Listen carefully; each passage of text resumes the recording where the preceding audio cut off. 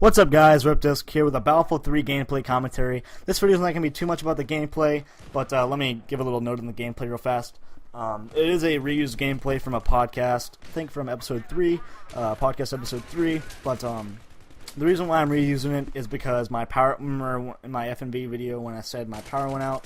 Well, when lightning struck my breaker and put the power out in my room, it also burnt up a wire in the cable underneath my house that controls my internet, internet's cable, and it effed that shit up. So I don't have internet that's really fast where I can play Battlefield 3 and efficiently not lag like a piece of shit. But surprisingly enough, I can upload, but it just takes a little bit longer because I'm rolling on my neighbor's internet. Don't tell anybody though. But it's just a quick G3A3 on car gallon. I think I go like 12 and 2. Get the couple quick kills at the end in the middle. I think I do pretty good in the beginning part where I just rush around. But you don't really care about that. The topic is buying unlocks for Battlefield 3, like vehicle and weapon unlocks. I just want to give my opinion on that. So let's jump right in it. Whoop-a-doop. So, buying unlocks. So what does that mean? Buying vehicle unlocks, weapon unlocks. What does that mean? So you're basically paying some Microsoft points. I think like 240 Microsoft points for like a weapon unlock and like a whole kit, and a vehicle kit that's a little bit more, I think, for that entire vehicle. Like say I want to purchase the jet kit, I get all the unlocks for the jet, and say I want to purchase the assault, I get all the unlocks for the assault and all the attachments and such as, and shoop-de-doop. And so that's what we're talking about, and here's my opinion.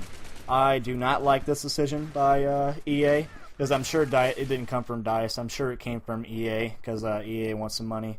But DICE had to do it. I understand, but I really don't like the whole idea of buying unlocks, because it just kind of takes away from the great gratitude feeling of investing your time into unlocking assault.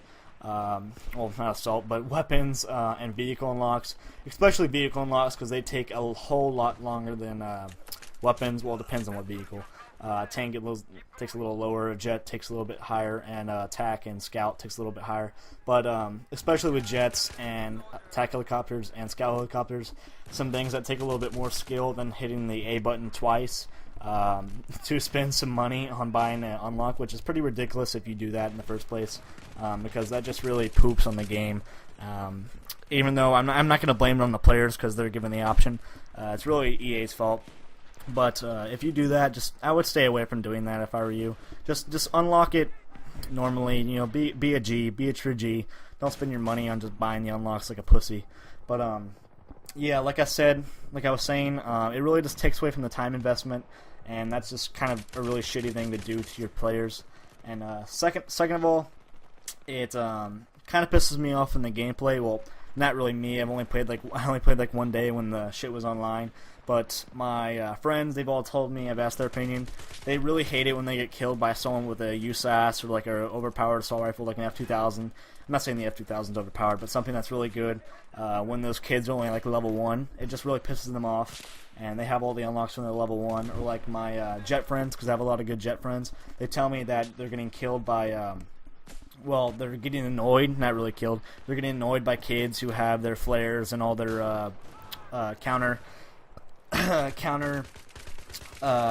unlocks and shit, and when they're only like level 1 and they don't deserve it.